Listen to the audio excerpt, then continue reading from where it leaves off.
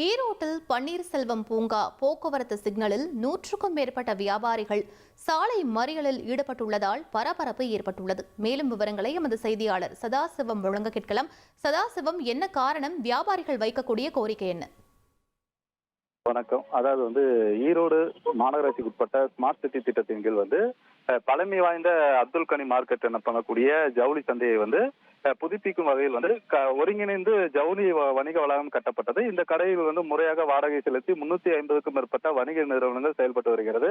இந்த வணிக நிறுவனத்தை சுற்றியும் 4 புறம் இருக்கக்கூடிய சாலைகளில், முக்கியமாக ஆர்கேவி சாலையாகட்டும், பன்னீர்செல்வம் பூங்காவாகட்டும், ஈஸ்வரன் கோவில் செல்லும் சாலையாகட்டும் ஆகிய சாலைகளில் பண்டிகை காலங்களில் அவ்வப்போது பண்டிகைக்கு 2 தினங்களுக்கு முன்பாக சாலையோர வியாபாரிகள் என 100க்கும் மேற்பட்டோர் தற்காலிகமாக கடை அமைத்து விற்பனை செய்யப்பட்டு வருகின்றனர்.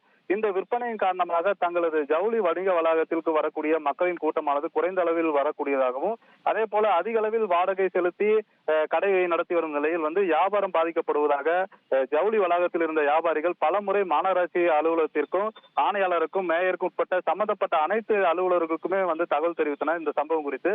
இருப்பினும் இதுவரை எவ்வித நடவடிக்கையுமே முறையாக மாநகராட்சி தரப்பில் எடுக்காததால் நேற்றைய தினம் இரவு பார்த்தோமானால் கடைகளை அப்புறப்படுத்த கூறி திடீரென வியாபாரிகள் மறியல் போராட்டத்தில் ஈடுபட்டனர். அப்போது ஈரோடு நகர போலீசார் பேச்சுவார்த்தை நடத்தி மாநகராட்சி அதிகாரி மூலம் உரிய நடவடிக்கை எடுக்கப்படும் என சொன்னதை அடுத்து வியாபாரிகள் போராட்டத்தை கைவிட்டனர்.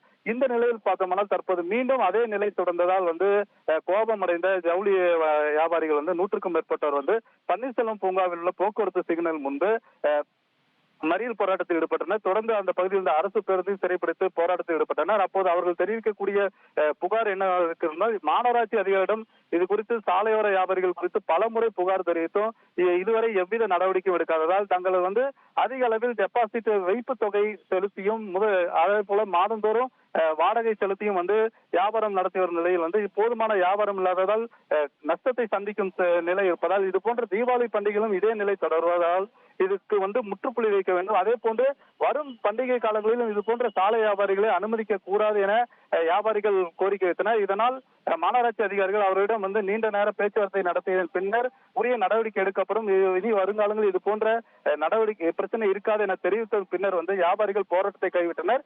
தொடர்ந்து மாநகராட்சி அலுவலர்கள் வணிக வளாகத்திற்கு வெளியே இருக்கக்கூடிய சாலையோர கடைகளை அகற்றி வருகின்றனர்.